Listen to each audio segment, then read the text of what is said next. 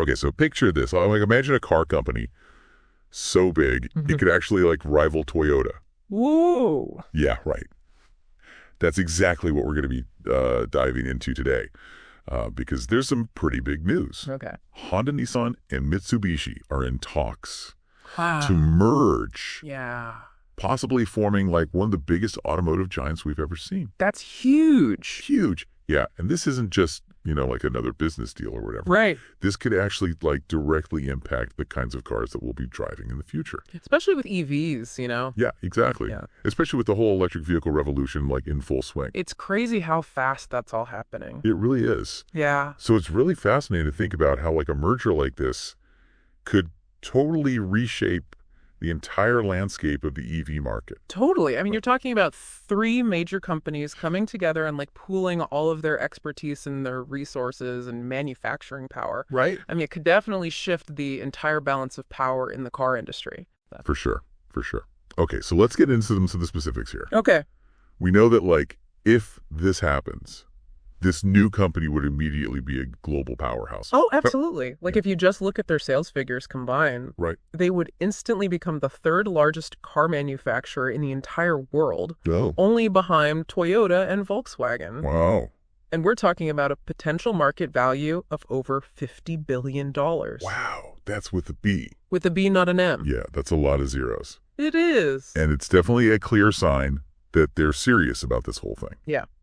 So, like, what do you think is the main driving force behind a merger this massive? I think it really all comes down to the electric vehicle revolution. Okay. Both Honda and Nissan have been kind of struggling Yeah. to keep pace with some of their competitors, Also. like Tesla, obviously, Right. and even Volkswagen in the EV market. Okay. So, this merger would allow them to pool all their strengths together. Honda's got this long history of building super fuel-efficient engines. Right. And then Nissan has actually made some pretty big strides with battery technology, especially with their Leaf model. Yeah. So by combining their expertise, they can really accelerate their development Yeah. of both hybrid and fully electric vehicles.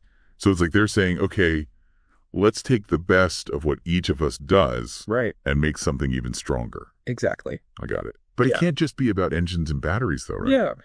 What about all of the software that goes into modern cars, especially with all of the self-driving features that are becoming more popular? Yeah, you're totally right. You're hitting on a really crucial point there. Okay. Developing these advanced driver assistance systems and eventually, fully autonomous vehicles, Right. it requires a ton of investment in software and artificial intelligence. Yeah. So a merger of this scale would give them the financial muscle and all of the engineering talent that they need to really compete in this space. Because it's becoming much more software-driven? Yes. Yeah, exactly. Okay, so this all makes sense so far. Okay. But let's, like, throw a wrench into the gears for a second here. Okay. Remember Carlos Ghosn, Oh, yeah. the former Nissan chairman who had that crazy escape from Japan? I mean, who could forget that? I know, right? Well, he's been pretty publicly criticizing this merger, What's he saying? calling it a desperate move. Interesting. So do you think he has a point? I think his criticism definitely brings up some interesting questions. Like, could this merger actually be a sign that these companies are struggling a little bit more than they're letting on? Right. You have to think about it, too. Like, merging these huge, complex organizations, Yeah. it carries some pretty big risks. Like what? I mean, there's always the potential for, like, clashing company cultures. Oh, yeah. Management conflicts, and then just the sheer difficulty of trying to integrate all of these different engineering and manufacturing processes. Right. It's not as simple as just like adding two companies together and boom, you've got a new company. Yeah. It's way more complicated than that. So for everyone listening, this is where it gets really interesting. Okay. How could all of this affect the types of cars that you might be driving in the future? I mean, that's the big question, right? Yeah. Like, if this merger is actually successful, it could really accelerate the shift to electric vehicles. Yeah. Think about it like a combined company this big with that much power to manufacture. Right. They could be producing EVs on a scale that we haven't seen before, Wow. which could potentially lead to more affordable electric cars. Right. For everybody. Interesting. Okay, so let's just recap really quick. Okay. We've got a potential mega merger that's being fueled by this electric vehicle race. Yep.